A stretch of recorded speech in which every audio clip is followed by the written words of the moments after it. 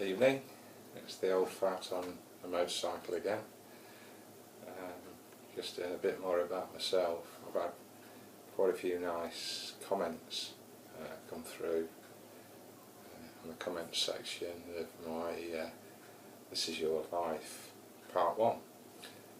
And everyone actually says I can ramble on as long as I want and tell you as much as I want, basically. Okay, so where did it get to? Yes. Before I continue, I forgot to mention my beautiful daughter's name. Her name's Rebecca, and she's going to be the mum of my new grandchild, which you know yourselves I'm over the moon about. I also forgot to mention the partners of my other two children, well, all three children. Rebecca's recently got married to Dan, and his surname is Stones, so they've called the little baby Pebbles at the moment until Pebbles comes out to the world and he or she gets a proper name. And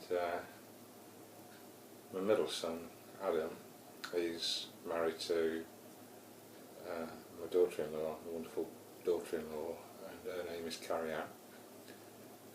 And that's where my two grandchildren originated from, which is the best thing since sliced bread as far as I'm concerned. And then I've got my oldest son, Ben. He's just bought a house along with his partner Mark, and they're settling down to a future together, which I'm dead chuffed about.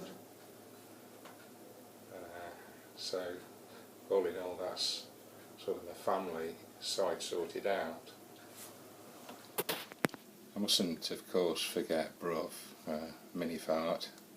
You've probably seen on a previous vlog where we have to find some crabs, which was quite an adventure. Anyway, let's continue, and I'll continue to bore you. Right, so like I said, I used to work in a knitting factory. I finished college and was on a reasonable wage. Yeah, not in a very good picture. Hope that's better. But I started to earn a reasonable wage, and that's when I married Sue when I was 21. We bought a little terrace house in Incley, about 3 miles away from here, and settled down in happy married life. We wanted children fairly quickly, but they didn't come along. I don't know what we were doing wrong, but they didn't come along for a few years.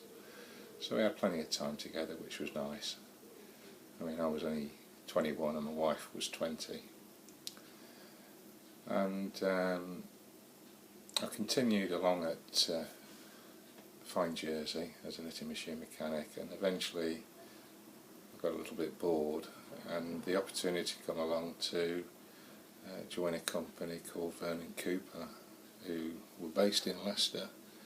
And what they used to do is recondition knitting machines, and also were agents for a German company in knitting machines. So they would refurbish and sell refurbished knitting machines along with brand new knitting machines as an agent. And they sold all around the world, and my job, which was very exciting at the time for me, was to install these knitting machines and get them set up at different places. And that involved travelling all around the UK in my brand new car. At the time I had a second-hand car because I'd taken over from another fella and that was a Ford Escort, and then I got a brand new Ford Fiesta when they first came out. My God, I was so thrilled with that Ford Fiesta. And I think that was 1979, something like that. Anyway, I travelled around all the country, like I say, and around the world, and I had some great times installing and setting up these knitting machines. And I've got quite a few stories about those, but perhaps you won't want to hear about it, but I can tell you if you want, it's up to you, but I've had some nice adventures.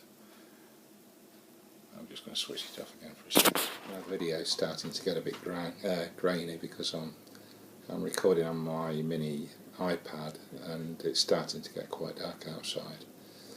But I wanted to just put a little vlog out just to say that I wanted to continue telling you the story about myself. Yeah, so I had a few great years, like I say, travelling around. I went many places, including the infamous Mace prison in Ireland, because they required knitting machines for the inmates, and that's quite a story to tell in itself. It was the height of the Troubles and quite scary at times, travelling to the prison every day in a white van, same time, same route, and like I say, we weren't exactly popular as Brits at the time. Crikey, it's starting to get quite dark out there, and the light's not very good for vlogging. But anyway, after so many years at Vernon Cooper's, I used to do what we call on the side jobs, because there would always be people that wanted their knitting machines mended, and I'd do the jobs on the side and of an evening, and I used to work in those days for about £5 an hour, which was an awful lot of money of an evening for cash in your arse pocket. And I used to be fairly good with a set of tools, and there wasn't many installation mechanics who had got the, if you like, the contacts and the ability to go around these different factories. And in Leicester at that time, we had a fantastic Asian community who were all eager to start businesses, and they used to buy quite a lot of knitting machines, and they used to make nylon knickers. Can't be very comfortable, I wouldn't have thought, but so we used to install these little machines into the factories all around Leicester and Coventry, and inevitably they would conk out and need adjusting, etc., and they'd call upon us, because at that stage our companies were charging about £14–15 an hour, which was an awful lot of money. So for a fiver in your arse pocket, they were really happy. So I did very well at that, so well in fact that I decided after about 3 or 4 years to I'm a noticing at Vernon Cooper's, and set up my own business doing freelance mechanicking. So basically I did a deal with them. I bought the firm's car that I was driving about in, and I started mechanicking and earning a few bob and doing it properly through invoicing, etc., and starting a proper business. And I was doing very, very well. I was doing very well indeed. Now at this stage, whilst I was doing very, very well, like I say, at this stage, who's there? I don't think it's anybody.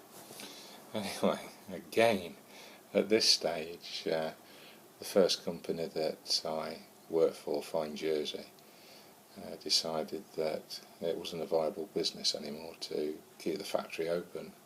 So what they decided to do was to shut the business down, and Fine Jersey was a part of a big organisation called Carrington Viella, and of course the men in suits saw that there was an awful lot of future in that, so they closed the business down. And I had a lot of friends at Fine Jersey, and one particular friend who I'd known, I was best man actually at his wedding. I was a bit stuck, so I blurted out one night when we were around there, well, why don't you join me? And that's when we started a business proper, if you like. But I'm going to end this vlog tonight now, because I don't want to continue boring you. And if you want more, I'll give you more. But in the meantime, thanks for watching. And like I say, if you want any more, I'll give it you. But don't worry if you don't. And you know where the bloody on-off button is, don't you? I showed you earlier on. Down there. Or the little mouse switched me off. Anyway, I'm going to bed now because I'm knackered. I've been up since 4 this morning. So, anyway, it's bye from me, and right, say.